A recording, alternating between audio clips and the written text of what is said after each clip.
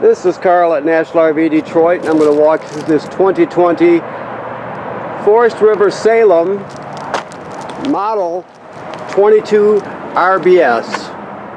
Alright, so here I'm at the rear of the trailer on the door side. And the first thing to note is that the regular stabilizers, the scissor type stabilizers on this trailer also have another feature called a strong arm. That's the yellow piece you're looking at. The thing to know about the strong arm, well, obviously is to take the wiggle out of the trailer forward and rear wiggle, right? But this locks these two pieces together here, right? This T-handle when you tighten it up. So what you want to do is when you're raising this up and down, the jack up and down, once you get it down into position where you want it, then you'll tighten this up so it can't move forward or backward. It just takes the wiggle out. But remember to loosen it up before you bring it back up again when you're going to travel.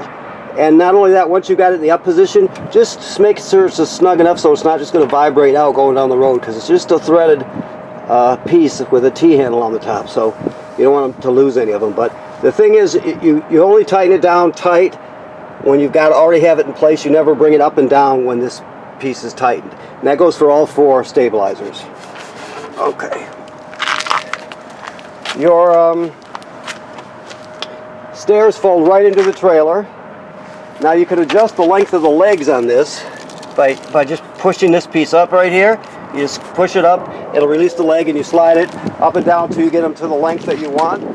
Either or leg. They're independent of each other, and so you adjust it to the terrain. Okay, so you have a power awning with a lighted LED strip, of course. You've got outside speakers. Power.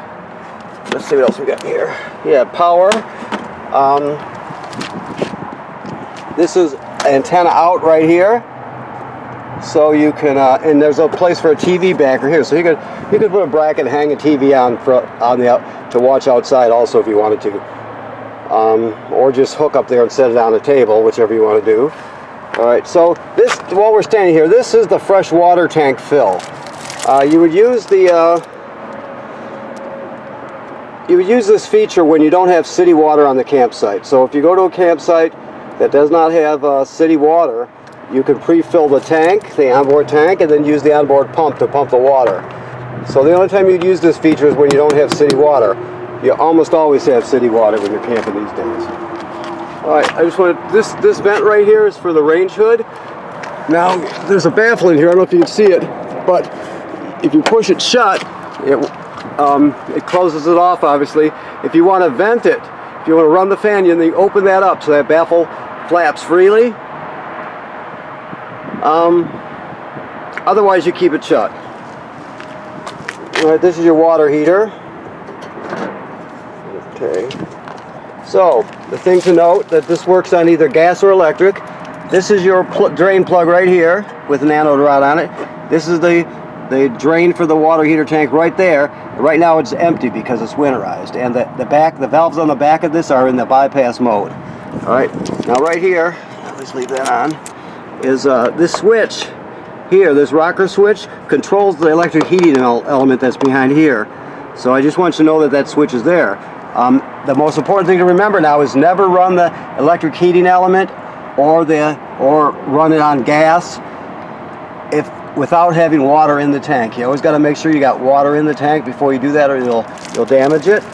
So once you get all the antifreeze out of the system, and you change the valves on the back of the water heater to regular camping mode, turn on some hot water with the city water hooked up, turn on some hot water, and just let the tank fill up before you ever turn on either energy source for the hot water.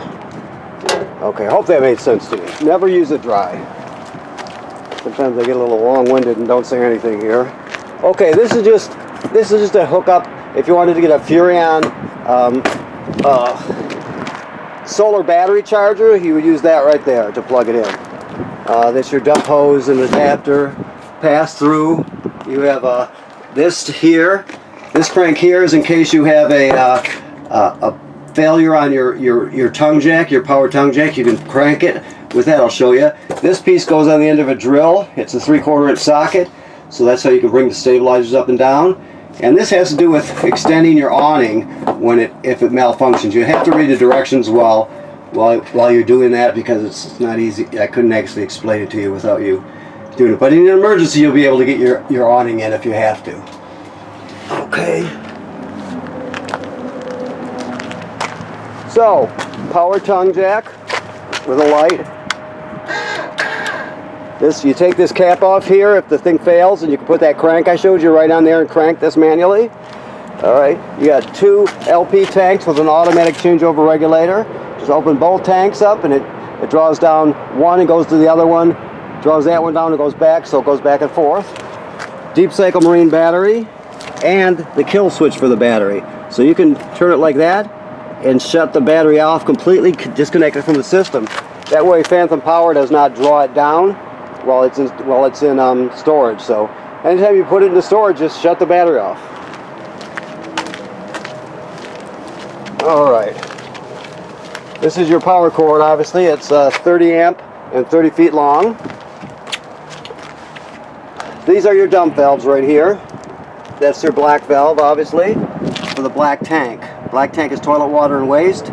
Gray is sink and shower water. So you always dump the black first, because it's the dirtiest of the water. Then you dump the gray second, because it's cleaner water than the black water, and it helps wash things out. There's another valve back there, of course. Another gray valve, you can see it. Okay.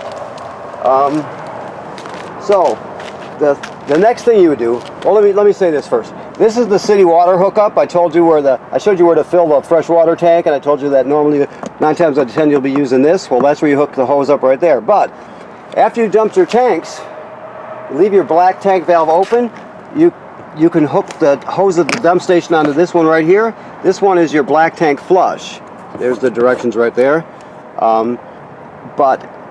You just basically turn it on, and it'll spray out the inside of your black tank, clean off the sensors, clean it out really well. So it's a good thing to do. Okay. So, city water and black tank flush. This is just cable and satellite through to the inside of the trailer.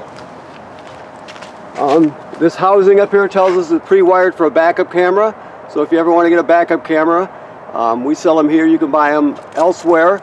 But the bottom line is, get the Furion camera that fits in that housing.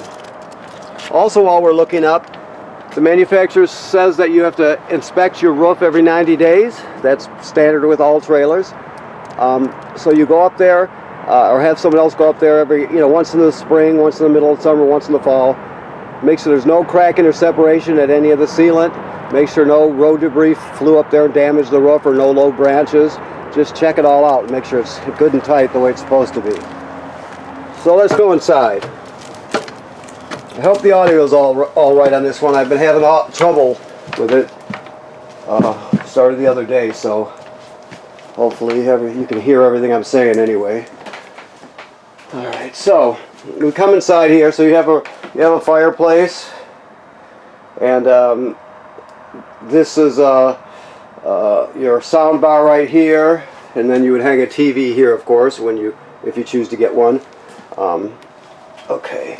The one thing to remember, if you buy a TV bracket, a swing-out bracket for this, try to get the one that locks back into place. They're a little bit more money, but they're worth it. If you don't, you have to hang straps up, and they're kind of unsightly, and they're always in the way, that sort of thing. So if you get one that locks into place, you don't have to get the straps. Alrighty. Okay, well, while I'm here, the reason this is green, that's the signal booster for your digital antenna. You can shut it off, but you always want it on. Your TV hooks right up to this bottom one right here. Okay. This is telling us that this is pre-wired for Wi-Fi, and you can go to kingconnect.com or talk to our people up front. Basically, there's another plate on the roof. Excuse me. And if you want to purchase, they've got different options, but pretty much what the standard option you would want is you would want the antenna, because that really helps to boost the signal, and then you have a router that fits right in here. So basically, when you pull into the campground, all your phones and tablets are already automatically connect to your router, and then all you do is connect the router through the antenna on the roof to the public Wi-Fi. It just boosts it really good, and has built-in firewall, that sort of thing. So that's an option anyway. This is your control panel right here. Okay, so you can see you got your slide room here, your power awning there. Never leave the power awning out unattended. You don't want it to get damaged from the wind. Your water pump that I told you about is right here. And the water heater on gas is right here. I showed you the switch in the lower left-hand corner on the outside of the water heater. That's for the electric heating element. This is for the gas here. Of course, these are lights. Then you go through your battery, which is charged. Freshwater tank is empty. Gray, black, and second black, which is a galley tank. This would be the tank for this kitchen sink. Would be the second black, or I'm sorry, the second gray tank, or sometimes just called a galley tank. Okay, so then this trailer has 2 gray tanks. The LED graduates up in 1/3 increments. So as you get past 2/3, you can start thinking about dumping the gray tank and the black tank, the 2 gray tanks and the black tank. Alrighty, so your fireplace has a remote. It's right here. See, it's on, and you can, let me see the fire. Wait a minute. There we go. You can change the color of the fire. If you can see that very well, let me get a better view of it. There you go. So you can do that. It has a fan speed that's low, high. If you can see it there, I'm sorry. Low, high. Okay, so that's the fan speed. Then you have a thermostat also. Okay, so you can set the temperature right there. Oh, I'm sorry. That's the flame, I'm sorry. And there's even another fire control here. So let me get this straight. It's been a while since I saw one with a different colored fire here. So let me sit here and see what I'm doing here. So this one changes it in that way, and then this other one changes the intensity of it, I guess you would say. Boy, as fake fires go, that's gives you a lot of options there, so that's good. So thermostat, fan speed, the look of the fire, and also there's a timer on here, so you can set it to turn on and shut off whenever you want. If you always get up at the same time every morning, you could have it turn on, 20 minutes before you get up, and it would take the chill out of this room, that sort of thing. So, okay? Alrighty. And this remote here is for your sound bar / radio / Bluetooth streaming device. So here we go. You can stream off the USB here if you choose to, right? You can stream using Bluetooth with your phone or tablet. You can go with the AM/FM radio, or at least FM in this. I know a lot of times they're shipping stuff without AM radios now. I don't know if they're trying to do away with it or what they're doing, but they're doing it. This HDMI is an in, so you could go into the system through there if you need to. If you got like a video game for kids or grandkids for rainy weekends or something, you could go straight into it there. You have 2 speaker zones, zone 1 inside the trailer, zone 2 outside the trailer, and then pretty much all the stuff that you would expect to have with a modern radio / music player / whatever else it does. Okay. Let's see here. Okay, so the range. The range is spark to light. Okay, so let me keep backing up so you can see. I gotta remember that. You spark it by turning this clockwise. Okay, so to light it, you're gonna go to light, spark it. You see it lit right there. Obviously, all 3 burners do the same thing. Clockwise to spark it. The oven is a little different. You can see at the bottom all the way to the back is a pilot light. I'll spark it so you can see it. See it sparking back there? Okay. So what you do is the knob all the way to the right is the oven knob. You go to the picture of the pilot light and you depress it. You keep it depressed, then you're going to spark it with this hand right here. Or with your left hand you're going to spark it by turning this knob clockwise. Well, I'm having a hard time today, I'm sorry. And when you do that, the pilot light will light. Once it lights, you see it light, and you'll hold this in, because you're still depressing this, you'll hold this in for another 10 seconds or so to let it heat up. Then you go to operating temperature, and it cycles as an oven does. But when you shut it off, the flame goes out obviously, but so does the pilot light. So you have to relight the pilot light each time you use the oven. Okay. This device down here is the power converter. So what this does, it converts 110 AC to 12 volt DC. So we'll go like this. You can see you got regular household style circuit breakers here like you would see at home. 110 AC, they're all labeled. Then the power's converted to 12 volt DC on this side. And you see you got 12 volt fuses here, and they're all labeled. If any of these fuses were to blow, they'll actually light up and you'll be able to see them through this tinted plastic. But it's important to know that these two 40s here are your masters, and they're redundant fuses.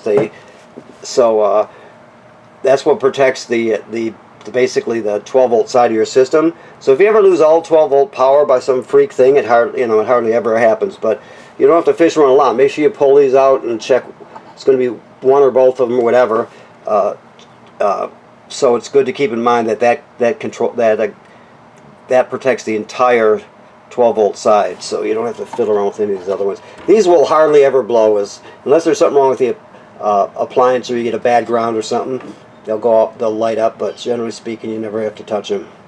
Also, a thing to know about this, if you're plugged in, it's a battery tender, so it'll sense how much energy your battery up front needs or has, and if it's really charged, it'll trickle just a couple amps up there. If it's low, it can send 10 amps or whatever it needs. So it keeps your battery charged as long as you're plugged in. Now this device here, let me set it up for you. Come on now. I just had it. Oh, there it is. So it goes through one self-test. Another one coming up.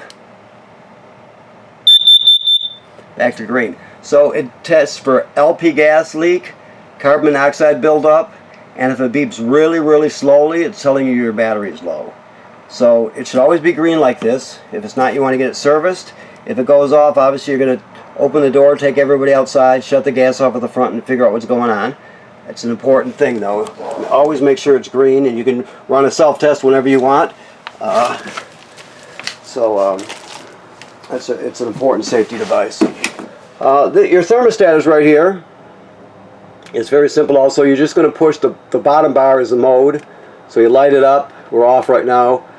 Fan, low, high, cool low auto, cool high auto, which is the most typical feature. Try to always use it on auto if you can.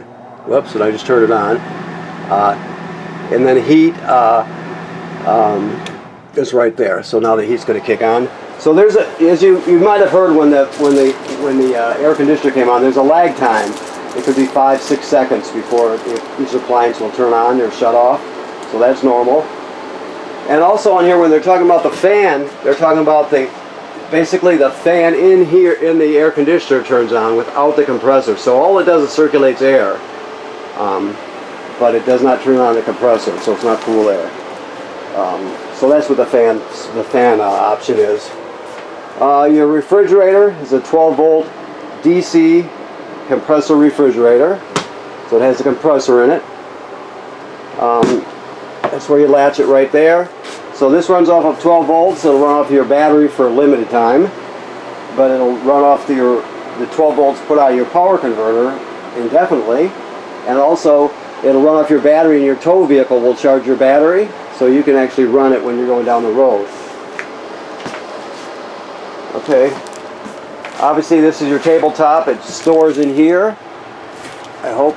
Well, I better not say that before I know. Oh no. Oh, because that one opens down there. So yeah, I think it might just slide in there. Actually, yeah, it'll slide in there. So that's where your table goes. What else do we have? I want to make sure I don't forget anything here. I'm not exactly clear-headed this morning for some reason. Okay. All right, so you see this is a GFCI here in the bathroom. Keep in mind that all the plugs in the trailer, inside and out, are wired through a GFCI. So if it pops, you know, you have to reset it here. Excuse me. Sink in the shower work like any other sink and shower. Your roof vent has a fan in it. Always run the fan with the shower to pull the humidity out of the trailer. That's important. Also, the thing to know about these RV toilets, there's the flush pedal there. That's that's antifreeze right there, and that's residual pressure. So you look straight down there is your black tank. Right now the black tank is dry. Right? Remember we pushed the button and it said it was empty. So the thing to know is that you can't use the toilet, or you can use it, but you don't want to use it without some water in the black tank. So when you pull into the campground, your black tank is dry because you've dumped it at the previous campsite. So you pull in there, you hook up your power and your water, then you come in here and just step on the pedal and put about a gallon or so of water, and the water will come swirling out. Put a gallon or so of water in there. Doesn't have to be exact by any means, just you got to have water in it. You can't use it dry. So that's important too. Also, when you flush it, it'll default right up to there. It'll only fill about up to there. So to add more water, if you just step on the pedal slightly, like right there, water will come out and fill the bowl, but the trap will stay shut, so it doesn't go down the drain. And so you could actually fill that bowl up as full as you want to fill it before you use it. This is obviously a closet / pantry. Your antifreeze inlets and everything are right down there behind that panel. So that has to do with winterizing and de-winterizing.